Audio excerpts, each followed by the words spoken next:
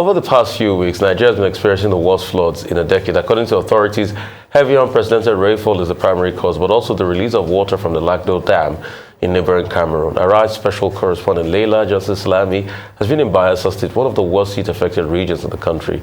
She reports on the tragic aftermath of the floods and protecting Nigeria's future as the effects of climate change continue to intensify.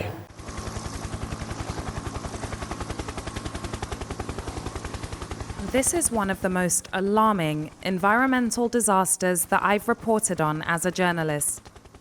And I'm not sure I've witnessed destruction on such a large scale before. This is Bayelsa State, weeks on from the start of the floods that have swept across Nigeria.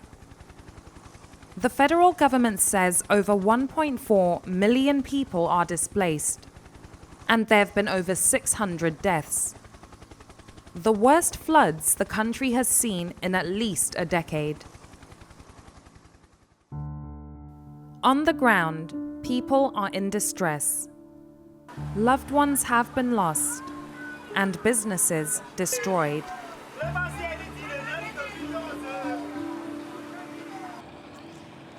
Hundreds of thousands of homes and hectares of farmland have been completely destroyed since the start of the floods. Today, I'm in Akemfa community in Yenagoa, one of the worst affected communities in Bayelsa State. The flood was affecting us very serious. We cannot move.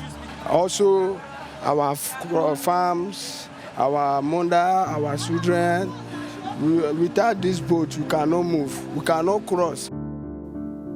On average, a canoe ride here costs 50 naira for a one-way trip, which isn't affordable for everyone.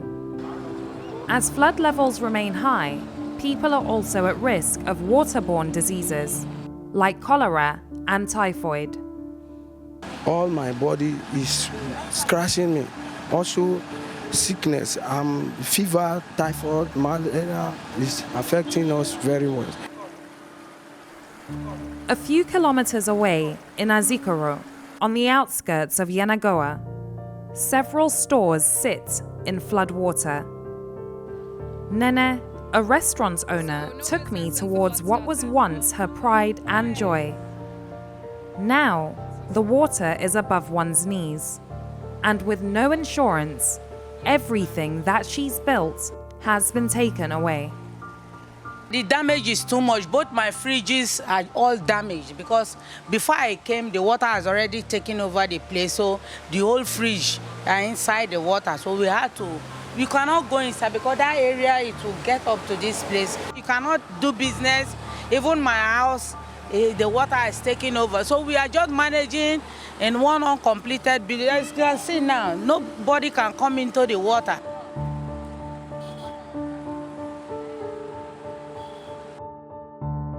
If there's any way that can create a soft loan for us, enable us to start afresh, it will be good for us. A month plus now, there's no way to cope. We already hang outside to just whether we can get our daily bread. If not, my children, they are locked them in a hotel room because they can't come down. And we are paying daily 3,500 naira. It's not easy. According to authorities, floods are currently affecting all 36 states in Nigeria and the Federal Capital Territory. And the Bayelsa state government says 99% of Bayelsans have been displaced. Relief intervention is ongoing, but far more aid is needed, and support for businesses too. Since the flood started, the thing have affected us very much. Like in our business, as you can see, we are not doing anything since 1 month now. Nothing is moving, no business. Even my children, we lodge them in hotel. We are paying every day 3,000 naira. So nothing is moving, no business. We are just chopping our capital. The water have affected so much people. Damages. It has damaged so many people. Loads. Back in Lagos, I visited the National Emergency Management Agency, NEMA. Heavy, unprecedented rainfall has been listed as the primary reason for the floods, but also the release of water from the Lagdo Dam in neighboring Cameroon. Before Lagdo Dam was released, 2 weeks was given, and we started moving, we preparing. So it's a responsibility of everyone within and outside the country to prepare for disasters. Emergency management is very, very dynamic.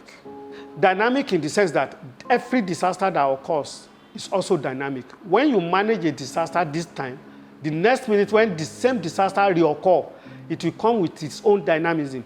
That's the issue. So we cannot predict how a flooding will take place. Even this year, we didn't expect flooding to be as much as this, but as early as February, we've started desensitization. Nigeria's topography is important to consider. Two of the largest rivers in West Africa flow through the country: River Niger, which comes in from the northwest, and River Benue, which flows in from northern Cameroon. These two waterways meet in the town of Lokoja in Kogi State and flow south to the Atlantic Ocean through a single waterway. Unfortunately, several homes are built on floodplains, essentially awaiting disasters like this when the rivers overflow their banks. This NASA satellite image on the left was taken in October 2022, and the image on the right was taken a year earlier during more typical conditions. It's really challenging to see more and more of these extreme events happening, and knowing that this will continue to happen over time. When we compare these two images, you really see how the river has gone past its banks. We see the extreme flooding that has happened and that has essentially covered large areas of agricultural fields, of vegetation, and where people have lived. The Niger River is a river that naturally moves. And so when you build in an area that is a natural floodplain, there's always the risk of extreme flooding. Unfortunately, especially with increasing extreme events as expected with climate change, there is an expectation that these areas will be flooded more regularly. Africa may contribute the least to global emissions, but the continent is most affected by climate change, which is why funding for climate adaptation is vital. Ayan Adam is the CEO of AFC Capital Partners, the asset management subsidiary of development financial institution Africa Finance Corporation. She says that funding for adaptation in Nigeria has been insufficient. The world has already warmed, and Africa contributes very insignificant amount to the current warming. However, we're suffering from the impacts of that warming. This has resulted in severe and adverse stressors that are manifesting in the continent everywhere. Because of that, first, we need to significantly look at what is coming to Nigeria. So far, I would say very negligible amount of funding has come to Nigeria in the context of adaptation, period, both in agriculture, in infrastructure, in livelihoods. So these are the core areas of adaptation. What we should call attention to now is for the donor community to look at the bilateral institutions that are working in Nigeria, also a lot of the development institutions to support having an emergency package to support the rebuilding of livelihood in a meaningful way. So at least let's bring people back to normal. And that has to come in a form of highly, deeply concessional or grant funding so that we can construct houses that are way above the level of flooding that has happened. We need to replant a flood defense mechanism. We need to relook at the infrastructure that connects these communities to market. This is a wake-up call for COP27. And I would like to say that significant amount of funding will be required in the context of Nigeria to support climate proofing this country from the negative impacts of climate change, which we are living through and we're seeing. Yes, so in AFC, what we have done is that we've started this wake-up call over 2 years ago.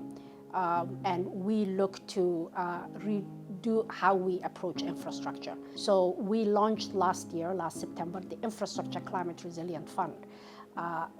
In short, the ICRF. ICRF will look to climate-proof infrastructure, large-scale infrastructure.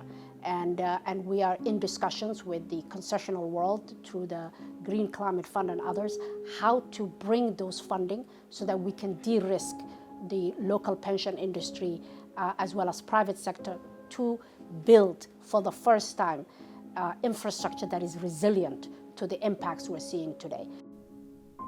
The devastation caused by the floods is immeasurable, and the ramifications will be felt for many years. Climate change in the country is not only evident in increased rainfall and flooding, but also in drought, desertification, rising sea levels, and temperature increase. As Nigeria tries to rebuild from this, preparing for future disasters is crucial.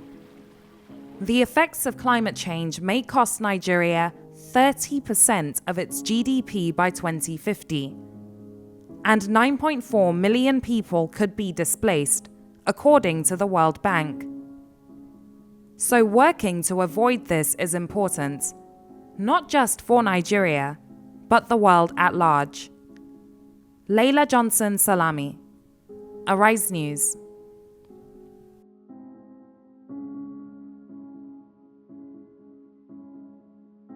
All right, so joining us now to discuss, very good picture I should say, to discuss the damage flood that's caused in Nigeria so far is the Rice correspondent, Laila Johnson-Salami. Laila, great to have you and welcome. Laila, good picture I should say, real devastation.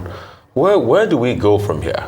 That's honestly, good morning to you both. Good morning, Dr. Avati. Good morning, Rufai. Sorry. That's honestly the first question that I asked as well, because I don't think I've witnessed devastation on such a large scale. When I was in Bayelsa State, every community that you went to, houses were just submerged in water. People's health, people's livelihoods, people's businesses. You know, there's so many children who are also out of school right now. And this continues to happen. We had the floods in 2012. We had big floods in 2015, 2017, 2018, pretty much year on year. So now we have to start looking at the solutions. And with COP27 starting in a few days' time, I think there's no better time to highlight and address these issues as there is now. I know that adaptation is at the top of Nigeria's agenda going into COP27 this year, because we have to start looking at how we climate-proof the country to avoid disasters like this.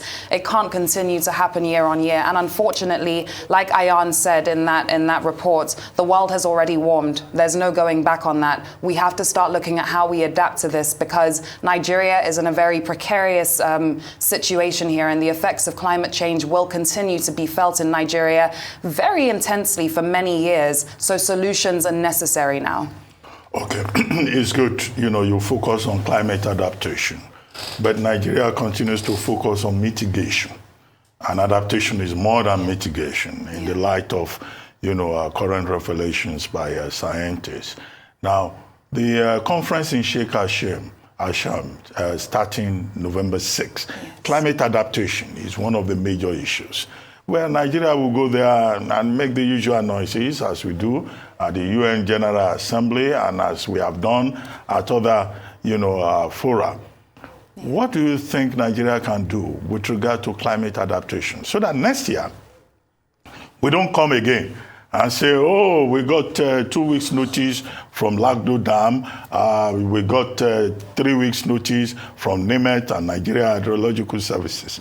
What are those specific things from what you have seen that we need to do in the short term? We need to be very practical, and that's a great question, Dr. Abati, because just a few weeks ago, about 2 months ago, there was a conference in Rotterdam, an Africa Adaptation Summit, looking at what Africa is walking into COP asking for. Now, you also have to be able to sort of put your money where your mouth is, right? So the Africa Development Bank has already committed a certain amount of funds towards climate adaptation, and basically the African Development Bank are going in and asking that Europe, not just European partners, but Western partners and also the highest emitters match what the African Development Bank has put in. So Nigeria is, of course, involved in that particular process. The issue is, like you said, we continue to focus so strongly on mitigation, which is what we can basically do now and the short-term effects, rather than looking at adaptation and how we live with this and adjust to this and adapt to this. And I think this is why it's important that we highlight exactly what is going on, because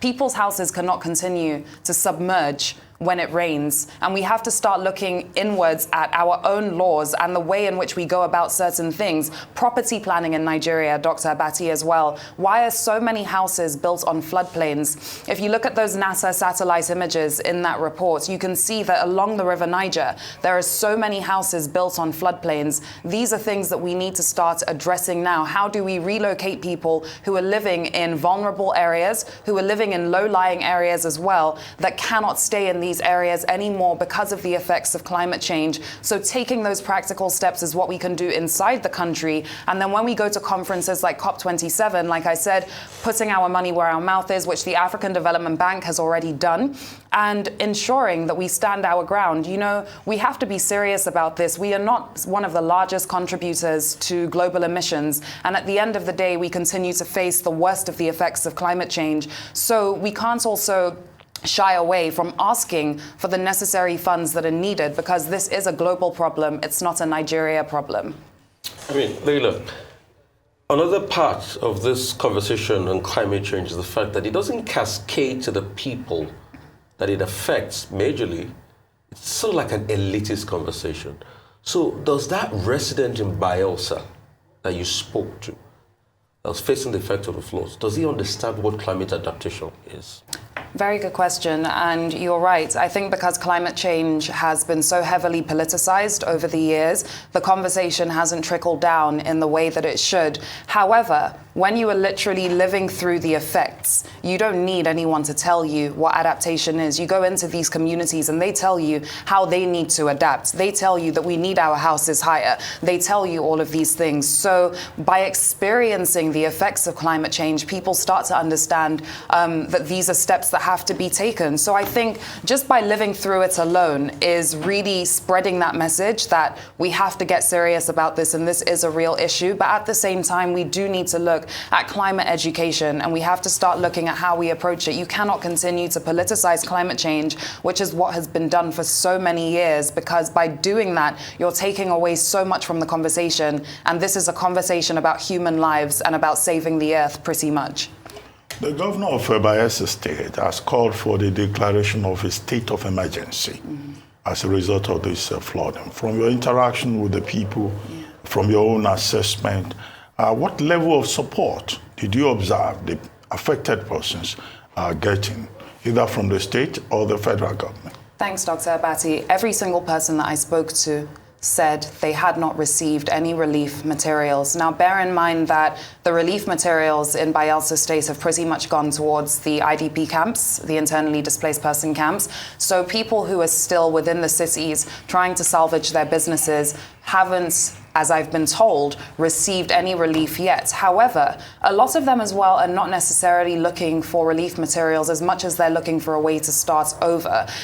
Someone I interviewed in that report spoke of needing a soft loan to start again. However, these aren't people who need soft loans, because how are they going to also pay it back? These are people who right now need grants. So we have to start looking at how we support the business community in areas like this, because that's also a very important aspect, so they can start again. Well, thank you very much, Laila Johnson-Salami.